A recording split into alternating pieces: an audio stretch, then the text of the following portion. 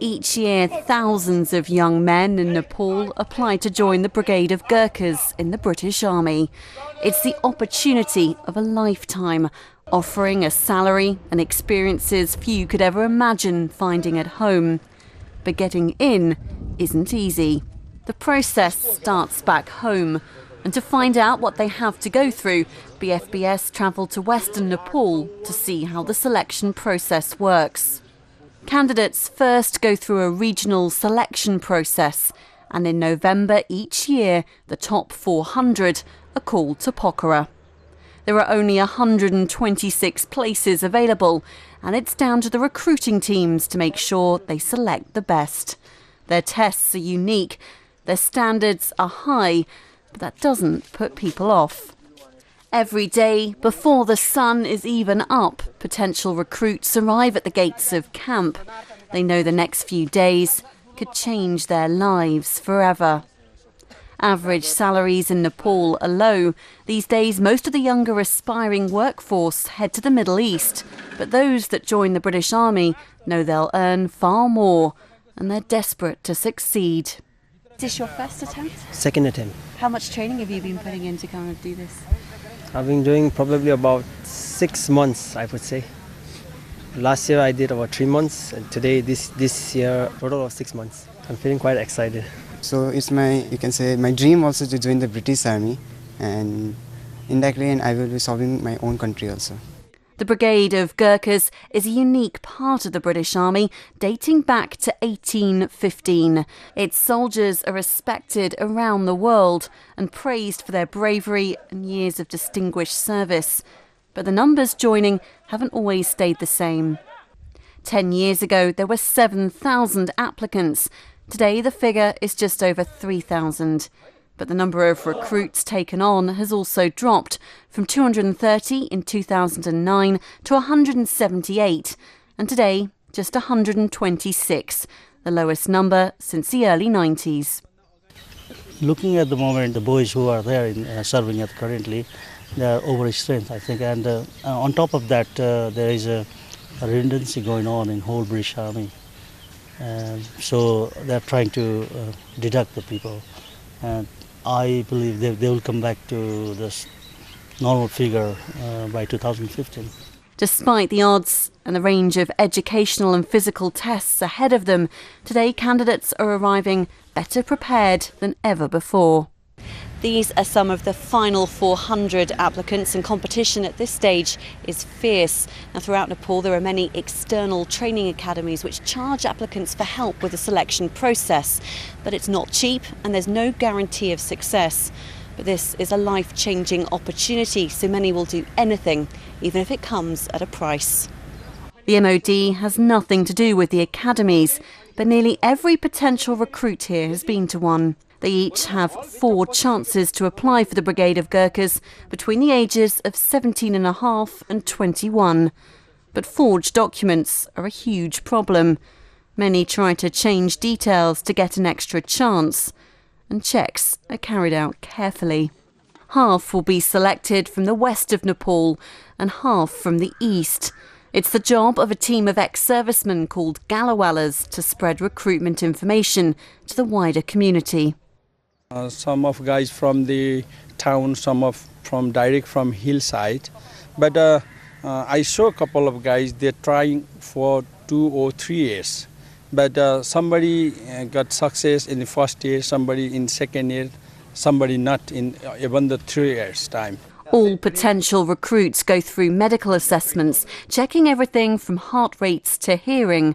But one of their first tests is a PFT, a physical fitness test covering 2.4 kilometres in less than 9 minutes 40. Around the track in camp, it's a straightforward pass or fail, and there's tougher tests ahead. But where they all seem to struggle is education. The standard is high, with English essays, maths tests, listening and interviews. In just one exam, 26 failed straight away. But staff say it's tough for a reason. The standard is very high simply because we have to ensure that the Gorkha recruits that do eventually join the British Army can operate effectively with their British counterparts. Also, due to the high numbers of potential recruits that come through the door, we are in a position to be able to demand the best from them. And for that reason, we can also set very good standards. Those that are selected will have further classes in Catterick and go on to a 9-month training programme at the Infantry Training Centre. It's testament to the recruiting teams and the selection process that no one ever drops out. But in Pokhara, dozens fail every day and they're sent home, bus fare in hand. Slumped with disappointment, many will still come back again next year. Those that do get through to day 2 know there's still one of the toughest physical selection tests to come, the Doko race, and it's one they simply cannot fail. By dawn the next day, they're lined up on the riverbed in preparation. The Doko race is taken very seriously. It's an uphill sprint, testing strength, stamina and speed. Their Dokos are waiting, each filled with 25 kilos of sand, which they'll carry on a 5-kilometre route to the top of the hill. If they want to pass, they have to complete the course in 48 minutes. The fastest boy always comes in about 37, 38 minutes. Compare that to the fastest Brit who's ever done it, who was 39 minutes. Physically, for anyone, it would be a huge challenge. However, these PRs, these potential recruits, have trained extensively for this. They will have done it 5, 6, 7, 8 times already. And so they come to it with a degree of confidence, I believe. Starting off, it's a sprint. The candidates are set off in 3 stages, hurtling through the valley before the steep climb begins. Crowds line the route, spectators, family members and mentors from their training academies. Those running need all the encouragement they can get. This is no gentle jog. Stone steps line the first half, straining calf muscles and leaving many breathless to keep up with them. By the midway point, the leaders are already becoming clear. In Nepal, there's certainly no shortage of hills to practice on. In the past, many of the potential recruits were born in the mountains. In terrain deep for roads, they grew up having to transport supplies on their backs, and today many now earn a living as porters, keeping food stocks and tour groups moving. But this is a changing country, and many families today have left the harsh hillside for a life of suburban simplicity. Those who were born on the flat plains in the south won't find this easy, but you wouldn't really know it. Over the years, other members of the army have tried to beat records set by the Gorkhas, and none have succeeded. This is the brigade's unique test, and many would say that's just as well. This is quite tough selection actually. It's very hard for the boys. Strength is the hardest bit. So if they manage to stay on, they can pass, otherwise it's not easy. Up at the top, the finish line awaits. For some, it's an emotional end. For others, it's a triumph. As it was very much competitive, but I even though given, I have never gave up. Must have to give continuity for this race. It's very hard in this selection, central selection. The fastest time ever to complete the Doko race was in 34 minutes, and that was 3 years ago. Today, the fastest was 39 minutes. But most of these potential recruits are still waiting to find out their times, to find out if they passed. Such is the demand and high standards, there will always be those who pass the challenges and exams, only to leave disappointed. Out of those who are selected, 63 will come from the east of Nepal and 63 from the west. And they'll leave in January to start their training in Catterick. They'll join a long list of Gorkhas in the British Army, one of the few brigades to have its future secure. In recent Army 2020 cuts, all of its 6 cap badges were kept intact. At the headquarters in Kathmandu, I caught up with the Gorkha Major, Hitman Gurung, who admits they've been fortunate. Well, the brigade has been very, very lucky. I said lucky because on the recent announcement, the brigade will stay, will have all the cap badges will stay.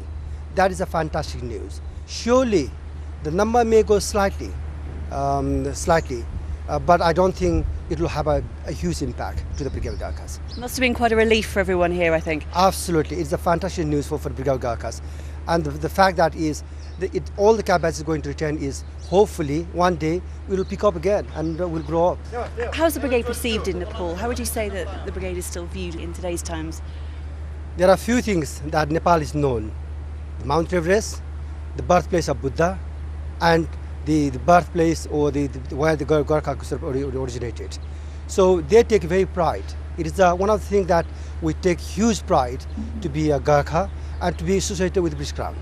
Some Nepali MPs have said they want to put a stop to some of the recruiting. Do you see that ever happening? Is there any threat with that? Well, I'm not a politician myself. I don't know what the agendas are, so I can't really speak on behalf of them. But as a Nepali citizen, as a Gorkha soldier, I go and meet all the people all over Nepal because I travel quite a lot in my job. I don't think that I haven't come across anybody who has come to me personally and said the brigade has to stop. Everyone is in favor that the brigade should stay and stay as long as possible. Nepal has many political parties. Maybe it is an agenda for one or two political parties, but it's not the political agenda for all the political parties, I believe. And in your opinion, what makes a British Gurkha soldier unique? Well, first of all, it has to come from your heart, from your own mind. And we have a historical link. It's a huge honor for any Gorkha, sort of Nepalis to be a Gorkha. So maybe that's what it is. It has to come from your heart that I want to be a Gorkha.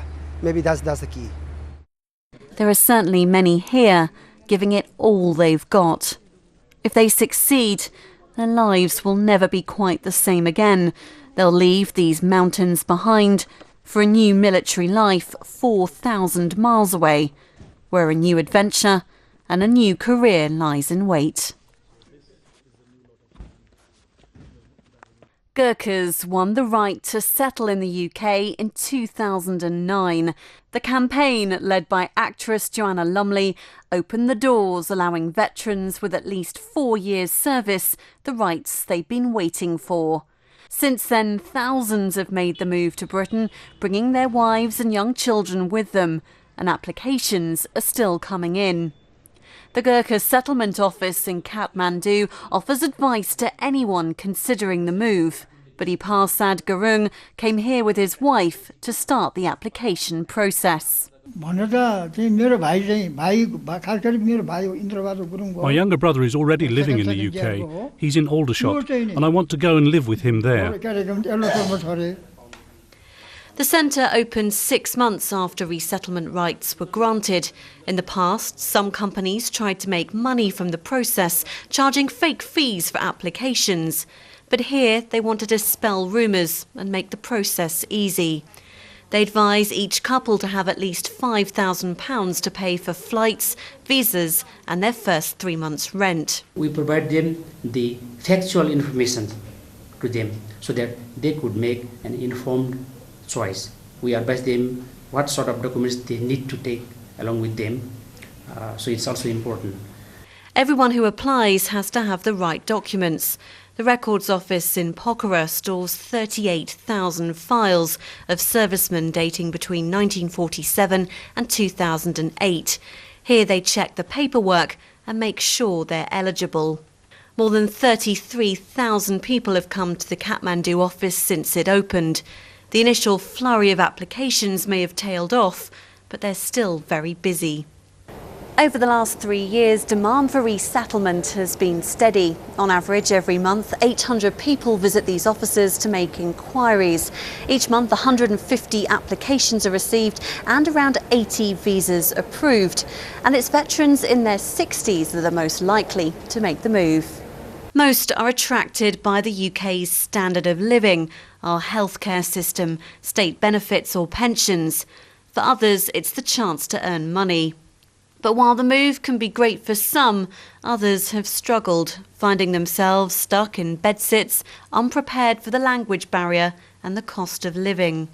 What we do here is provide them with the opportunity and the facts with which they can make an informed decision themselves. And it is a very serious decision that they have to make. We can't influence them, we wouldn't want to influence them. But we do hopefully signpost some of the pitfalls of going back and some of the benefits of going back. So it's a very impartial system that we have here. Many have opted out of resettlement, believing they're better off in Nepal. Some have joined groups like the Gorkha Community Pokhara, which pools veterans' money, skills and experience for investment. It runs a banking cooperative, radio station and grocery store. 800 people have joined up as members, and there are plans to expand services throughout the local area. We want to do some joint venture that will also prove us that we are not only the soldiers with the bullet and guns. That will prove us that having served abroad as a soldier, when we come back, then we can do a lot in Nepal as well. This scheme is working, but there are thousands of other veterans in Nepal who struggle, ending up vulnerable and isolated in their villages. And that's where the Gorkha Welfare Trust comes in. The organisation has been supporting ex-servicemen, their dependents and their communities for years through its field arm, the Gorkha Welfare Scheme. Thanks to backing from actress Joanna Lumley, the Trust raises £11 million every year. Their money goes into projects all across the country, and it's distributed from local area welfare centres right in the heart of the community. At the centre in Shanza, the doors are always open. This is one of 19 centres in Nepal offering support to veterans and their families. Ex-servicemen from over 90 villages come to this centre. Many don't qualify for the standard army pension because they served less than 15 years. Instead, they get a welfare pension, a £40 a month payment from GWS, designed to support the most vulnerable. Surendra Gurung is the area welfare officer here. It's his job to ensure the money goes where it's needed. It happens every 3 months. We pay them out on a quarterly basis. We look after nearly 560 pensioners. Normally, we target those people who are very old and frail, who has no support at all. And most of the welfare pensioners, I would say, are living in a semi-destitute situation. So it's very important for them. This area welfare centre is far more than just a pension payment centre. It's a community hub offering medical care and running its own farm where it produces honey, vegetables and breeds pigs. It's a way of making money here on site. The farm has just had some new arrivals. Overnight, 13 piglets have been born, adding to a growing stock, which will eventually be sold on to the local community. But the centre focuses its efforts out in the field. Surendra and his team often patrol out to the villages. Here they've recently funded a water project with the help of the Department for International Development. Homes in the area relied on supplies from a natural spring. Now, thanks to a water tank system, they have it piped direct to their door. Over 50 households have benefited. In nearby Chura village, staff are visiting Naya Bazaar School to discuss refurbishment. Pupils come here from miles around. Over the years, GWS has helped hundreds of schools like this one, rebuilding and extending classrooms. And thanks to funding from its vice-patron Joanna Lumley, it's built a brand new school in the area. The GWS budget is more than £11 million a year. It's closely audited, and yet there's always the need for more.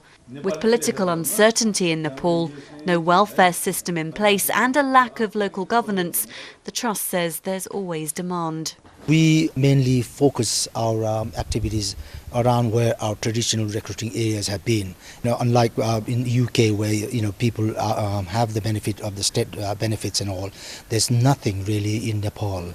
They're mostly the Second World War soldiers and their veterans. They're in old age and need help at this stage. Checks are carried out on pensioners regularly.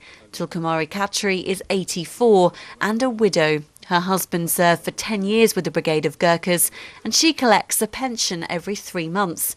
But it's difficult to get to the area welfare centre. She can't walk. She has to be carried to the road and then taken in a car. Often a relative picks up the money on her behalf because it's just too difficult. And you don't have to travel far to find others. Chim Bahadur often talks about his time in the army, about the weeks being surrounded by enemy forces in Italy during the Second World War. about the friends he lost in the fight. He's 94 years old and one of more than 8,000 welfare pensioners living in Nepal. He served with the 1st Battalion, 9 Gorkha Rifles, for 7 years and lives with his third wife in Taladi village in western Nepal.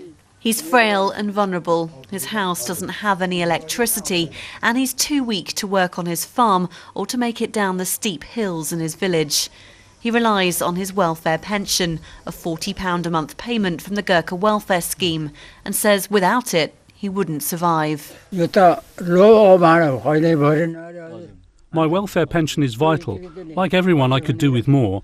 I'm old and frail and I can't do anything. I served for 7 years with the Brigade of Gorkhas. Many of my colleagues died and I was lucky to survive. Jim Bahadur relies on his wife's help, but there are many veterans whose families have moved further afield for work or have no one to count on at all. The Gorkha Welfare Scheme has stepped in to help. Since 2010, they've been running 2 residential homes, one at Kaski near Pokhara and another at Dharan in the east. They're the first of their kind, and there's nothing like it anywhere else in the country. Kaski is home to 26 welfare pensioners or their widows, some of the most vulnerable. Residential care is simply unheard of in Nepal. Normally the elderly stay in their villages and they can often end up alone, far from the medical care that they need. But here at Kaski, Gorkha veterans and their widows can get the help and comfort they need in their final years. Everyone here is over 75 years old. The oldest is 94. This is not a nursing home. There isn't the means to support those with a serious illness or mental health issue, but there's plenty of help at hand. It is very difficult to live in place, so when they come here, it is very relief for their dignity. Initially, when they arrive here, they are quite scared because they are not knowing each other. But after a few days, few months, they will becoming as part of family. Every resident has their own room and they're fully catered for. They pay 40% of their welfare pension towards their accommodation. This is my sleeping bed. Bistara, cot. Bahadur Rai is one of the residents who served in the Brigade of Gorkhas for 12 years. He came here because no one in his family could support him. I get regular meals and the accommodation is good. I didn't think a place like this existed. I like to have tea at 6 every morning and here it's made for me. It's great. More than half of all welfare pensioners are over 75. Those that live here can see the benefits. They've been given peace of mind and some would say a spring in their step. But it doesn't suit everyone. Whether veterans stay in Nepal or venture to the UK, there are success stories and struggles. It's a personal choice to stay or go, and not always an easy one. The important thing is that there's help available, that those choosing to leave know what life in Britain is really like, and those that stay have the support they need to spend their final years in peace.